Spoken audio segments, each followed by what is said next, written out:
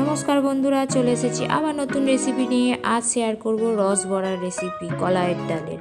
তো তার জন্য আগের দিন রাত্রে কলাইয়ের ডাল নিয়ে সেই ডালগুলোকে দুবার তিনবার জল পাল্টে ভালো করে রগড়ে ধুয়ে পরিষ্কার করে নিতে হবে। পরিষ্কার করে ধোয়া হয়ে গেলে এবার চাপা দিয়ে সারা রাত ভিজিয়ে রাখতে হবে।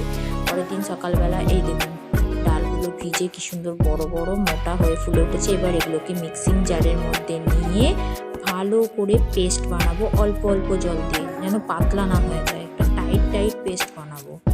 তো পেস্টটা বানিয়ে নিয়ে চলে আসি। এই দেখুন আমার পেস্ট করা হয়ে গেছে। এবার এই পেস্টটাকে একটা বড় জারের মধ্যে ঢেলে ওই পেস্টের সাথে দেখতেই পাচ্ছেন আপনারা ঘনত্বটা। এবার এই ঘনত্বের ব্যাটারের সাথে লবণ মেশাবো। লবণ মেশানোর পর পরিমাণ মতো মৌরি দেবো। এই মৌরিগুলো খাবার সময় মুখে লাগলে খুবই সুস্বাদু লাগে। ভালো করে মিশিয়ে নেবো। এবার সুন্দর করে ফেটিয়ে নেবো। যত ভালো করে ফেটাবো তত বড়াগুলো সুন্দর ফুলে উঠবে আর ভেতরটা ফ্লফি হবে।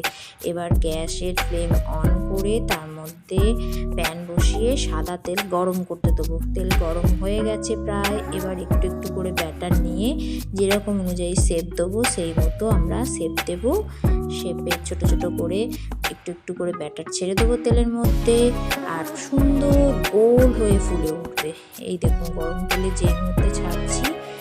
আর আরেকটা কথা বলবো, ডালটা যেন খুব মিহি করে পেস্ট হয়। এবার ততক্ষণে আমরা এবার একটা শিরা তৈরি করে নিই বা রস তৈরি করে নিই। তার জন্য কড়াইতে জল দেব। জলের মধ্যে পরিমাণ মতো চিনি দেবো। খুব মোটা কিন্তু রস বানাবো না, বানাবো একটা পাতলা দেখে রস।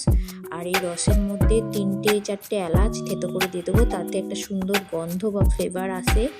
তো এইগুলো দিয়ে ভালো করে ফোটাবো। এই দেখুন চিনি গলে গিয়ে রস আমাদের রেডি। এবার রসটাকে আমরা খুব ঠান্ডা করব না, মাঝারি ঠান্ডা রাখবো। এদিকে আমাদের বড়াগুলো ভাজা কমপ্লিট হয়ে গেছে। এইবার লালচে হয়ে গেছে। এবার এখান থেকে তুলে রসের মধ্যে দিয়ে দেবো। এই যে দেওয়া হয়ে গেল। এবার সবগুলো আমরা ভেজে নিয়ে চলে এসেছি এবং সব বড়াগুলোকে একে একে রসের মধ্যে দিয়ে দিয়েছি।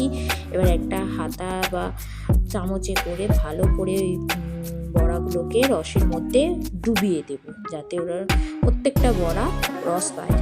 এবার 2 ঘন্টা মতো চাপা দিয়ে রেখে দেবো। টানা 2 ঘন্টা পর দেখুন বড়াগুলো রস টেনে নিয়ে কেমন ফুলে নরম তুলতুলে হয়ে গেছে। আপনাদের একটা দেখায়। এই দেখুন তুলে নিয়ে চামচে করে জাস্ট চাপ দিতেই ফেটে যাচ্ছে, পুরো রসে ভর্তি হয়ে।